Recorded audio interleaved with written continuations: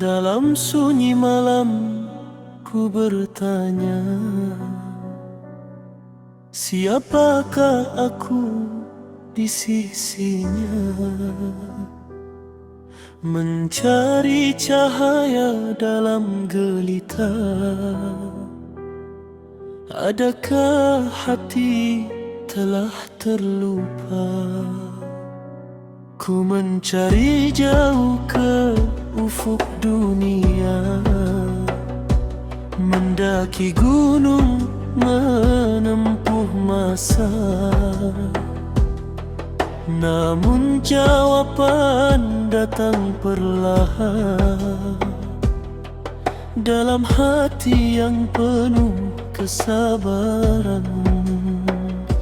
Bila ego jatuh menyembah, baru terlihat kasih yang indah. Bukan mata melihat wajah, tapi jiwa mengenal arah. Di setiap nafas ada namamu, di setiap sedih kau menunggu. Saat diri mengenal lemah, disitulah hadir kasih Allah.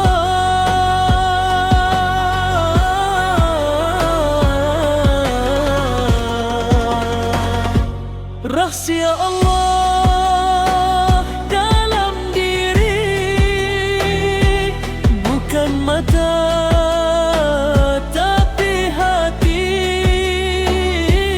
Bila bersih jiwa ini, terasa dekat kasih ilahi. Bukan megah mencari tinggi, bukan merasa suci sendiri. Semakin kenal diri ini, semakin hamba mencari Rabbi.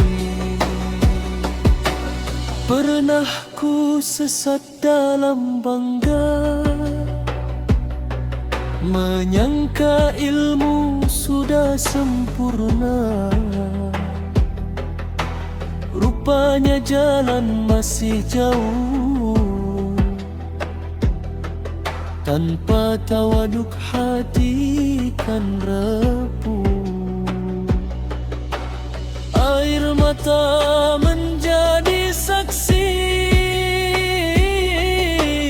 di sejadah sunyiku kembali. Bukan dunia yang ku cari, tapi redamu setiap hari. Ya Allah, jika hati ini masih gelap, pimpin langkah, jangan tersesat.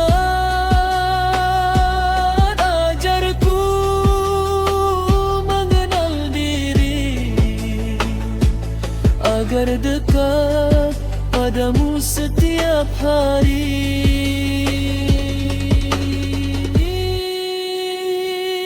Rahsia Allah dalam diri, ada pada jiwa yang suci. Dalam sabar, dalam tangisan, ada cinta penuh pengampunan. Bila diri tunduk rendah, terbukalah jalan hidayah. Rahsia terbesar kehidupan, menjadi hamba penuh keikhlasan. Dalam diam ku mengerti, dekatmu bukan pada jasad ini, tapi hati yang kembali.